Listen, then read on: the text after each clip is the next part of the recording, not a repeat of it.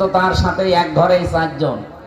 একজন শুনলাম বাবা খায়, এই জন্য ধরে নিয়ে এসেছে। বাবা মানে বোঝেন, রাতের বেলা দেখি এরকম ছটফট করছে যে আমি খাবো খাবো। কি খাবেন? বাবা খাবো। আরে শয়তান, এর ভেতরে নিয়ে এসে তোরে দিয়েছে, এর ভেতরে বাবা পাবে কোথায়?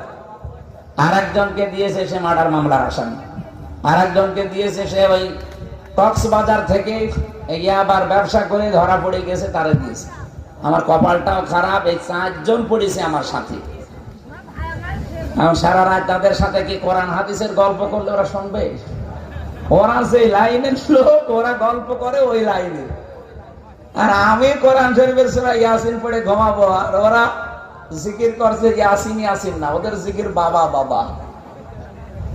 এখন আমি না থেকে ওই দিন যদি এরকম আরেকজন বাবা খোরের সাথেও থাকতো, অথবা যে লোকটা ওই যে মার্ডার মামলার যে আসামি, যেই লোক এরকম একটা ভয়ঙ্কর লোকের সাথে যদি পড়তো, কি হয়তো? সারা রাত গল্প করতো। আমি হয়তো ওদের জিজ্ঞাসা করলাম যে আপনার কি মামলা, ওনারে বললাম আপনার কি মামলা। প্রত্যেকেই তো প্রত্যেকের পরিচয় নিল, বাড়ি কোথায়, কি করেন, কার কি মামলা বলেন তো। আমি যা মার্ডার মামলা করে ওখানে বসে আছি, এরকম একজন ভালো মানুষ গেলে যদি জিজ্ঞাসা করতাম যে কি মামলা, যদি বলো মুরগি চুরি করতে গিয়েছিলাম ধরা পড়ে গেছি, কি বলতাম? পাগল আপনি, মুরগি চুরি করে মানুষ ধরা পড়ে আমার সাথে থাকেন? ডাকাতি কি করে করা লাগে আপনাকে শিখাবো।